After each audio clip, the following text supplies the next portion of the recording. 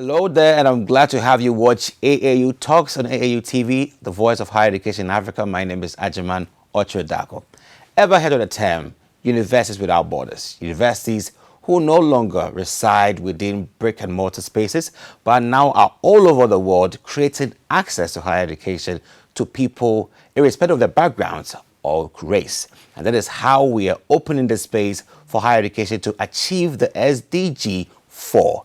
Today I have with me in the house one of the world's notable open universities who are also contributing to this cause across the world. I'll let you know who they are after the short break. Stay with us. We'll be right back.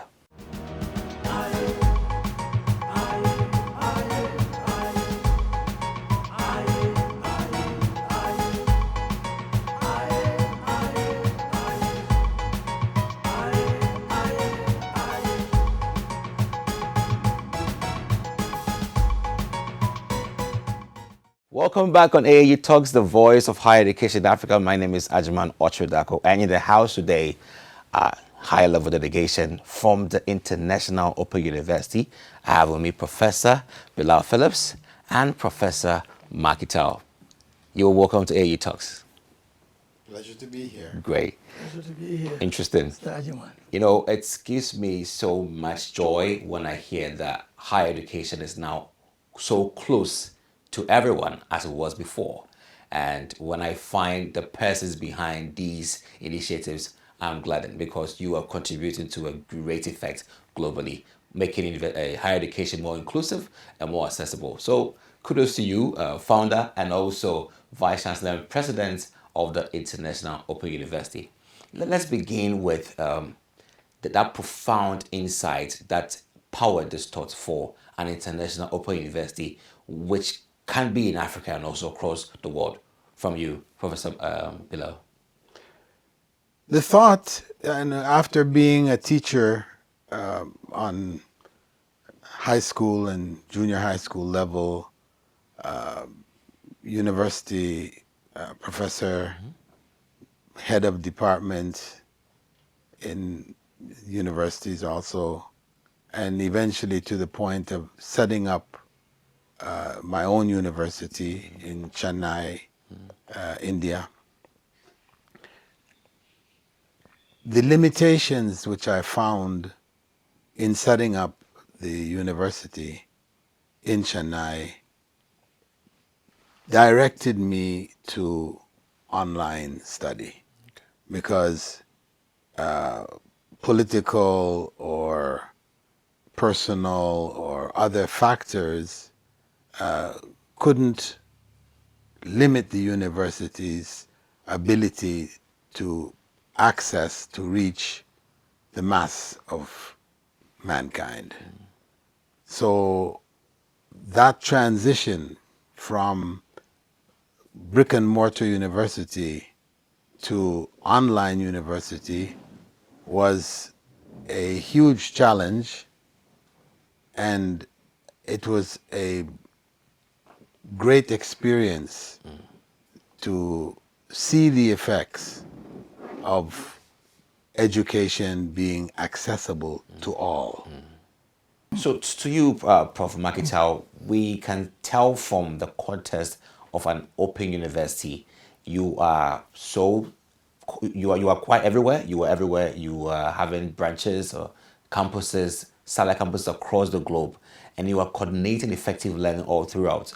Your goal is to see to it that you have the right kind of human resource for the economy. How has managing this course been for you for the past 10 years? Thank you very much, Ajiman. Yes, it has been very, very interesting. I wouldn't say challenging because now we live in a global world where technology is available. Sure. And technology is now in the doorstep of everybody. We have students all over the globe, virtually in every country. We have students. And likewise, our staff are also located globally. We have over 300 staff located globally. So we do have sometimes challenges with internet, especially with the students accessing the internet. Yeah. But the model that IOU has is that we have learning centers. These learning centers provides access to the students, whereas they can go to the learning center and have the additional support that they need. Great, great. And you know, when you come back to the central point, Ghana, for the past 50 years, has had quite a number of universities. We didn't have open university at that time. I think we just had some coming in, IOU being one of them. And we have been training a lot of graduates, yet we still have that industry woe that we don't have adequate human resources within the space, and the future is quite bleak when it comes to getting the right human resource persons to occupy these positions. From your point of view, how do you find this very disturbing challenge thus far? Well, the challenge in Africa for us was a challenge which we felt worthy of committing our resources and our intentions to make a difference. Because we didn't want a university merely to gain funds, money. Of course, you do need funds and money to keep the university going and benefiting people. Yeah. But that wasn't the goal, because 1/3 of our students, currently in the university, we have over 11,000 students, but 1/3 of them are studying on scholarship. Okay. You know, and we're a private university, and this is something unheard of. How do you do it? How do you do it? That's a secret. But the bottom line is that we have done it. Yeah. You know, we have raised funds through donations, etc., to cover the need of students so that they are able to study. And we want to become an example, you know, a template for making higher education accessible to all. Yeah. This is something presidents and heads of countries and regions tell people, you know, we were going to bring education for all, but it never happens. Yeah. With online education, it's possible. With people with the right intent, it's very much possible, very possible. And this is what we have been engaged in, and it's a wonderful experience to hear students who would never had an opportunity to study, you know, come and say, thank you. Thank you, you have made a difference in my life. Amazing. You know, still within the stream of this endless possibilities, we also stand to observe the opportunities. I like the way you put it. You don't see challenges, you see opportunities in challenges. And what are some of the opportunities you've actually observed and obtained all this while that you were working towards? The main opportunities is that, like it's been said already, you have students who wouldn't have ever had access to higher education. Now they have the opportunity to graduate, Yeah. and graduate in the field that they prefer. I mean, at IOU, we have a variety of courses that we offer. We offer banking and finance, we offer several arts courses, and we offer Arabic courses as well, Islamic studies. So that makes us unique. And we are also in the process of introducing more courses, especially science-based courses, and then even clinical courses. So it makes us very unique. Absolutely. And, you know, when you mentioned Islamic, I now had to look within the Islam confines, and we found the Sharia compliance and Islamic finance. What exactly are we talking about when we say Sharia compliance and Islamic finance within the higher education space? Well, to keep it simple, Sharia compliance means that whatever is taught is in agreement with the laws of Islam, whether they are social or economic or whatever area of law. For Muslims, everything is either halal, permissible, acceptable, doable, and haram, forbidden. Oh. So whatever Sharia compliance means in terms of the economics, that the various rules that govern economics in Islam as taught by Prophet Muhammad, may God's peace and blessings be upon him, Yeah.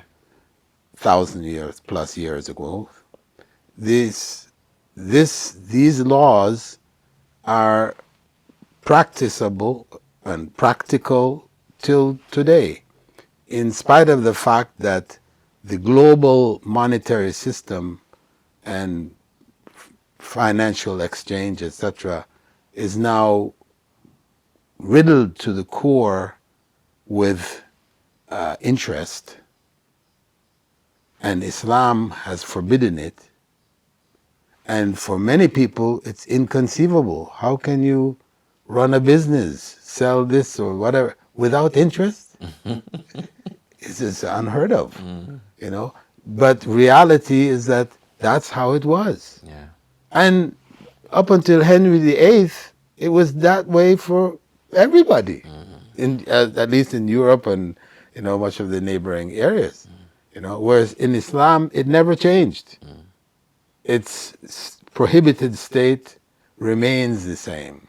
So we're talking about an economic system which doesn't bleed the weak and the poor. It is a system in which charity and concern for our fellow human being is written into all of the legal systems, all of the acceptable practices. So Sharia compliance means that all of the various exchanges, monetary exchange, will take place in such a way that people are not deceived, you know, because it might be said in some circles of business administration that the ideal marketer, you know, is the one who is able to sell snowballs to the Eskimos Yes. or sand to the desert Arab.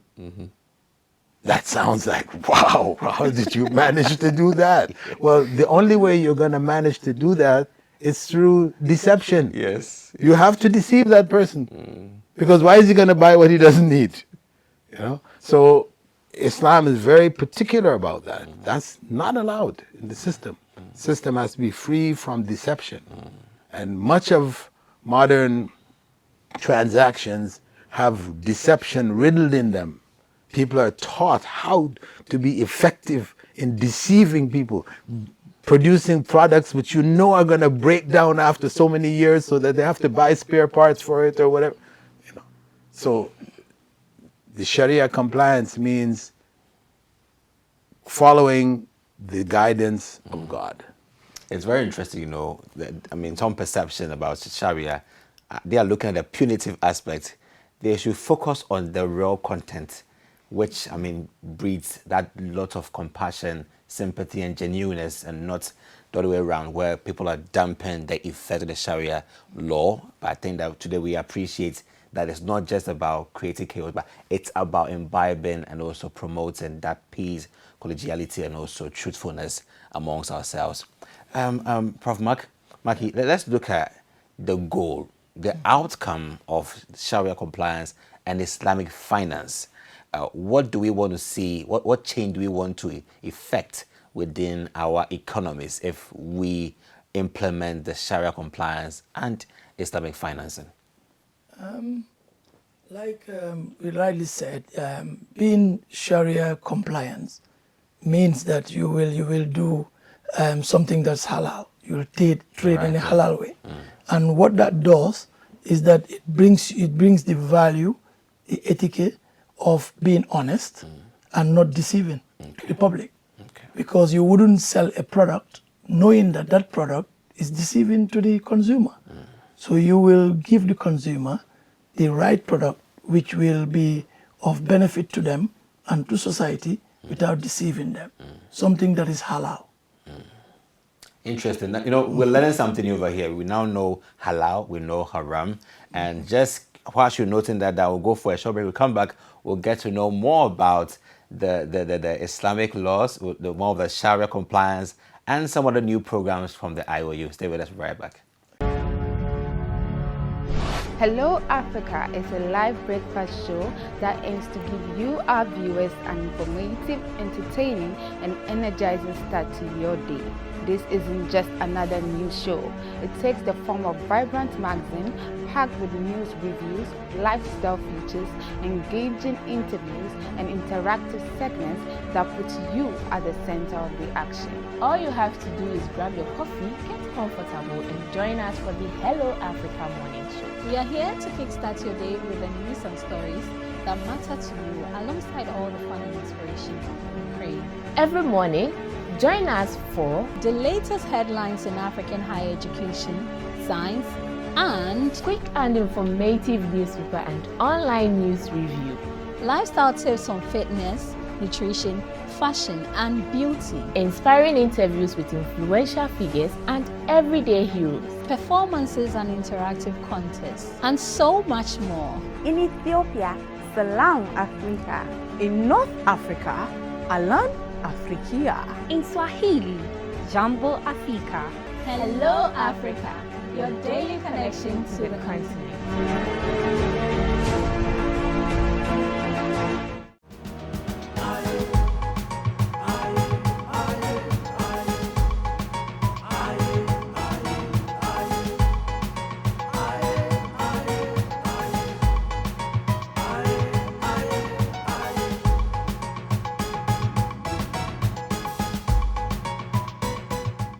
Welcome back on AAU Talks, the voice of higher education in Africa, and it's getting interesting, very, very informative right here with Professor Bilal Phillips and Professor Makie Taal, and we're looking at the International Open University's scope of programs and initiatives to properly imbibe into graduates the right kind of mentality and mindset for the job market. And we also want to appreciate your programs. Your Credo and value system is awesome. The Sharia compliance and Islamic financing methods, amazing. Let's also look at your programs. What programs do you have that are quite trendy and you want to draw the public's attention to? Well, probably one of the most unique of our courses is Islamic psychology. You know, psychology as we know it, Freudian psychology as we know it, bases itself on the belief that animals and human beings are one and the same, just slight differences here and there, you know. The soul doesn't exist. And it's about whatever drives a mouse or a cat to do what it does, we can see that in human behavior. So human beings are being analyzed based on experiments done on animals. The belief system in Islam considers human beings not to be animals in the sense that's expressed in modern psychology, etc.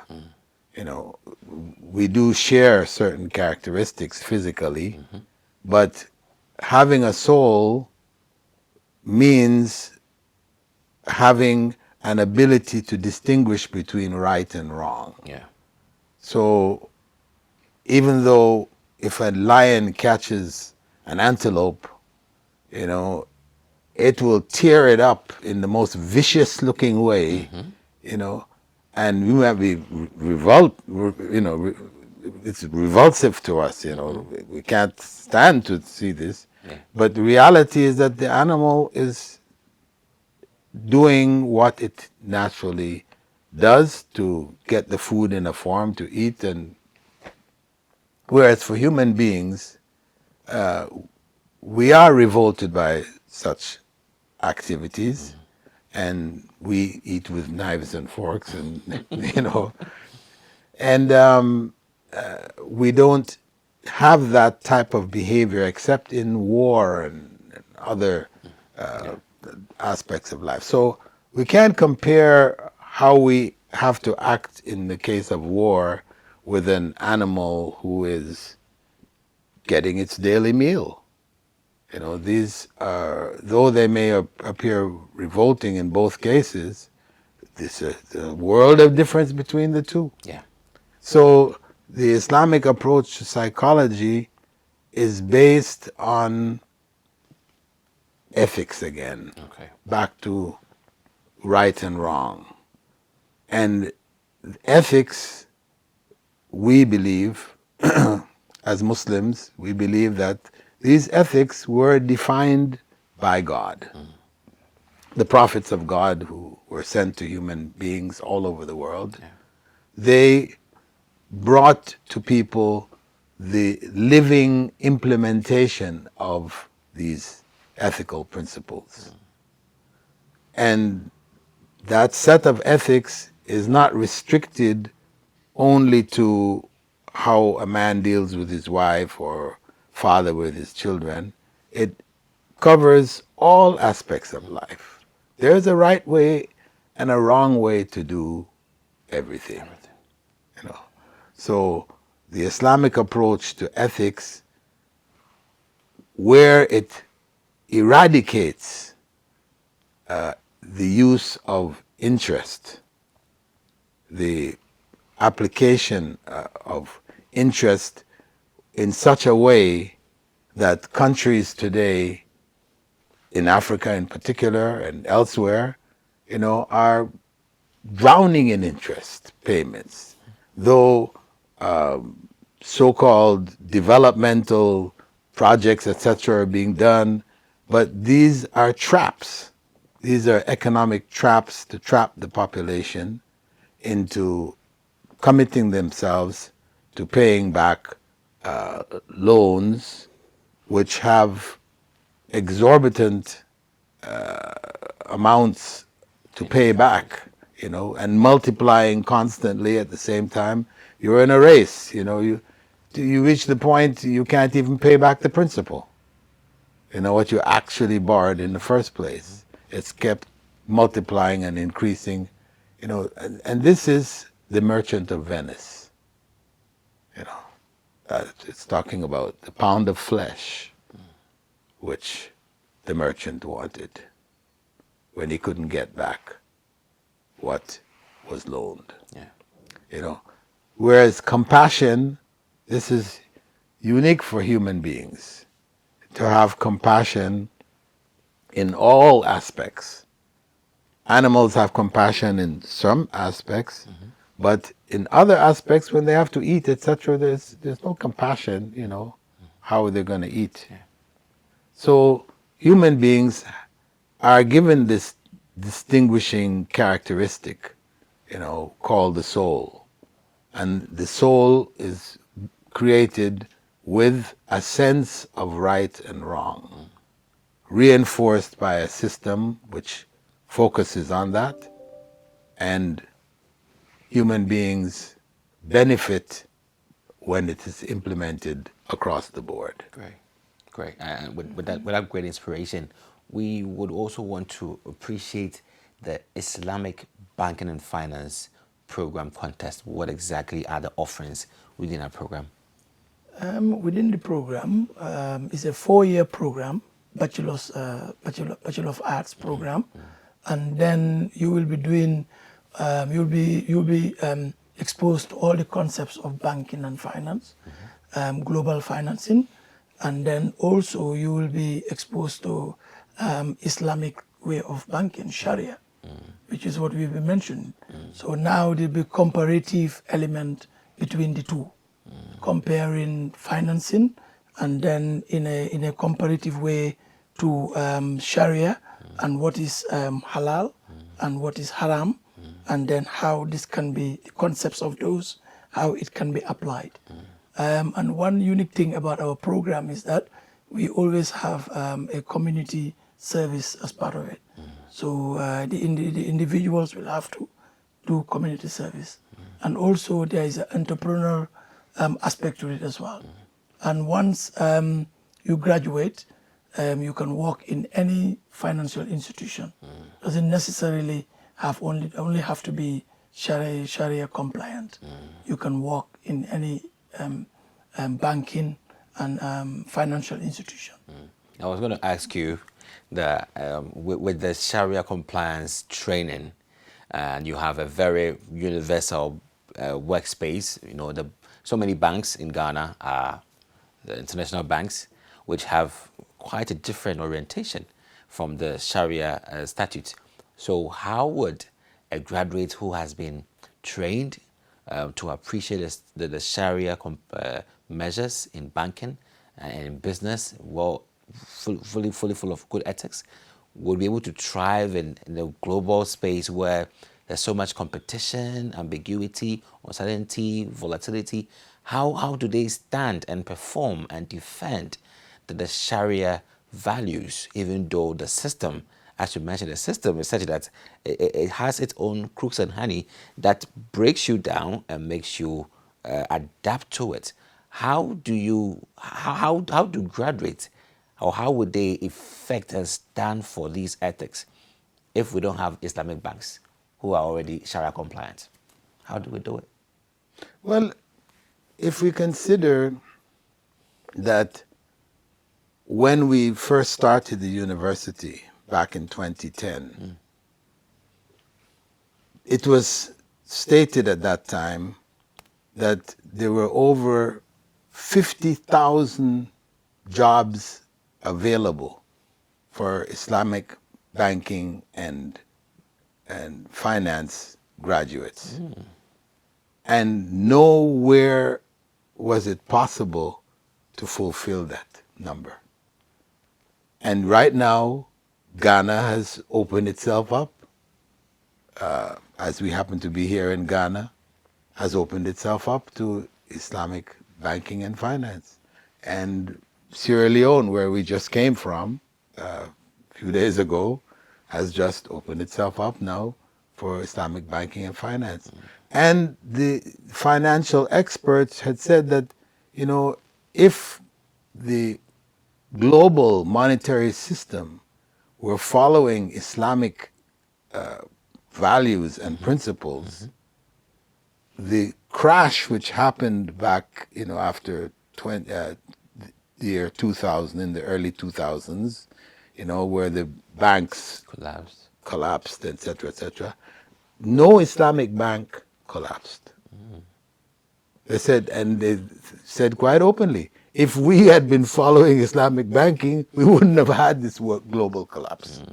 You know, so it has proven itself, and those who are honest, you know, in analyzing and comparing, you know, it's quite obvious to the experts. Amazing. And on that premise where you had banks reflecting on if they had followed the Islamic Sharia law compliance, they would have been able to stay afloat. Also brings us to the point where then it means it has to be well known and widely accepted. So we also enhance the values within our own banking and financial spaces. Prof. Makie Taal, have we tried to build collaborations thus far in trying to connect or extend the network of Sharia compliance and Islamic banking and finance into other programs and making it widely known within our space today through government, private sector, or any other institutional collaboration as well? Islamic banking and financing, it has been around for a long time. Like we've said earlier, it has been around for centuries. It's not a new concept. Okay. So it is many countries in the world have a component of Islamic banking and finance. Even in the West, like in United Kingdom, in America, in Canada, they all have. So saying that Now Africa is opening up its space. So some African countries do have it as well. Places like Gambia, Senegal, Mauritania, Guinea, they all have Islamic banking and finance. In fact, it's coming up. In Gambia, it's increasing rapidly. It's a few years ago, it was only few banks, but now I think 6 or 7 banks are Islamic compliance. Amazing. So really, it's coming up. And Ghana, like we said, they've opened up their doors now to Islamic banking and finance, and then Sierra Leone, they have. So soon, many of the countries will open up. Amazing. So it is something that we believe, if it was there, it would have helped a lot in terms of financial stability and also security. There's just a clarion call to everybody out there, graduates, you want to pursue higher education in the field of banking and finance and other administrative programs, and you're looking for a very relaxed, open, and stress-free avenue, you would have to go and look for the International Open University and to find out how you can also be part of the stream of academics. Sir, I would like to take your final remarks into the future of a world which is having the Islamic or Sharia compliance fully active, so we can also grow in compassion with more halals and not the other way around. Your final thoughts. Well, I believe that it is something achievable, so it's worth committing oneself to do as much as any one of us can. We have a duty to our fellow citizens to share what God has blessed us with them, and to build this earth in such a way that all human beings have an opportunity to educate themselves, to eat, to live, to have children, offspring, etc., to live peacefully on earth. Right. Whether we'll actually achieve it or not, that's another story. But we have the ability. Sure. This is an opportunity, available to us to take or leave. Great. Your final thought, Prof. Makie Taal. Thank you. To be honest, if you look at the global space now, open universities is taking up a huge step in it, ensuring that education is accessible to everybody. Our motto is changing the nation through education. Splendid. And it's very, very vital that, especially in the developing world, that education is accessed by everybody. And the IOU model is bringing education to the doorstep of everybody. That's why we are online.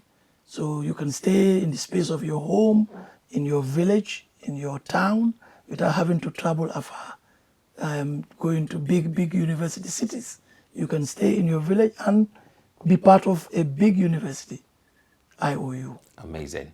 So higher education today is a possibility the IOU way. And that's how we wrap up today's very interactive session with two amazing personalities from the International Open University. It's quite unlikely to have two persons like the founder of the university and the Vice Chancellor and President. So today I'm honored to have Professor Bilal Phillips and also Prof. Makie Taal here in AAU having a discussion about how we can enhance human resource development through the International Open University way, and also appreciating these very indubitably amazing values, the Sharia compliance, which you thought they were bad, but they are so amazing, helping you appreciate the halal and not the haram. So we've learned a lot today, myself and yourself. Just keep it tuned with AU Talks, the voice of higher education in Africa, to bring you more content that transform you for today and tomorrow. Have a nice day and bye.